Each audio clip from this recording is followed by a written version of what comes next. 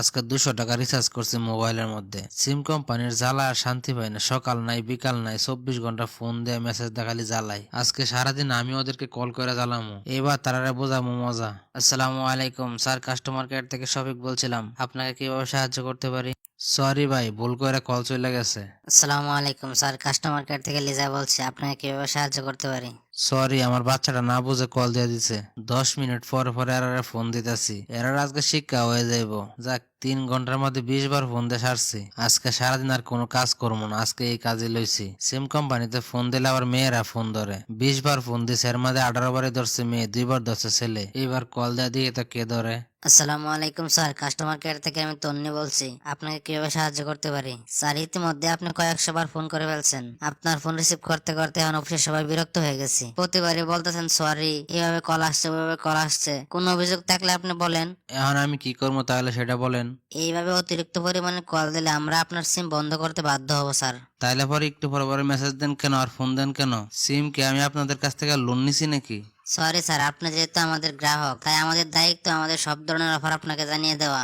কয়েকবার আপনাদেরকে ফোন দিছি, এতে আপনাদের খারাপ লাগতেছে, বিরক্ত লাগতেছে। আর আমার যে সারাদিন একের পর এক মেসেজ দেন আর ফোন দেন, তখন আমার কেমন লাগে? সরি স্যার, আমরা চেষ্টা করবো এখন থেকে কম দেওয়ার জন্য।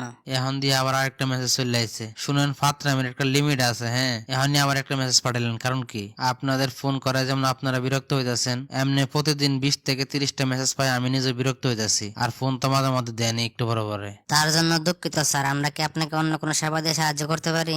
আপনাদের আলতু ফালতু সাহায্য আমার প্রয়োজন নাই। দয়া করে আমার মেসেজ দেওয়া গুলো বন্ধ করেন আর উল্টা পাল্টা ফোন দিয়েন না। জি স্যার, আমাদের সাথে যোগাযোগ করার জন্য ধন্যবাদ। এবার অন্য আরেকটা সিম কোম্পানিতে ফোন দেবো। ভাই, আমার এই নাম্বারে 200 টাকা রিচার্জ করে দেন তো। ওই সিম কোম্পানির লাগানে সেম হিসাব করে এই কোম্পানিরও 20টা ফোন দিছি, একবারে বিরক্ত করে ফেলাইছি। এখন দিয়ে কাটা ফোন ধরে। স্যার, আমি কাস্টমার কেয়ার থেকে সুমন বলছি। স্যার, আপনি বারবার ফোন দিয়ে আমাদেরকে বিরক্ত করতেছেন। আপনার সমস্যা কি সেটা বলতেছেন না। আমি নিজেই তো আপনার ফোন 5 বার রিসিভ করছি। স্যার, একটু দয়া করে বলুন আপনার সমস্যাটা কি। আমার খুবই ভালো লাগতেছে আপনাদেরকে বিরক্ত করে। জি স্যার, ধন্যবাদ। দয়া করে প্রশ্নটা আবার করেন। বলছিলাম কি, আপনাদের কাছ থেকে কি আমার সিমটা লোন নিছি নাকি? প্রতিদিন খালি একটু পর পর এসএমএস দিতে থাকেন যে সিমটা আবার ফেরত দেওয়া লাগবে আপনাদের কাছে। মেসেজ দেওয়া ছাড়া কি আর আপনাদের কোনো কাজ কাম নাই নাকি? জি স্যার, আপনার প্রশ্নের জন্য আপনাকে ধন্যবাদ। আসলে আমাদের দায়িত্ব আমাদের গ্রাহকদের কাছে বার্তা পৌঁছে দেওয়া। কিসের বার্তা? ফাও মেসেজ ছাড়া তো কোনো কাজের একটা মেসেজও নাই। বসে বসে একটু পর পরে মেসেজ করে বিরক্ত না করলে কি হয় না? আসলে দুঃখিত স্যার। দুঃখিত বললে তো আর সমস্যা সমাধান হয় না। দয়া করে মেসেজ দেওয়া বন্ধ করবেন। খুব বেশি প্রয়োজন হলে 2-1টা মেসেজ দিতে পারেন। কালে মেসেজ দিলেও তো ভালো হতো। মাঝে মধ্যে তো উল্লাফাল্লা নাম্বার দিয়ে ফোনও দেন। এই ফোন আর মেসেজ জ্বালাইতে একবার বিরক্ত হয়ে গেলাম।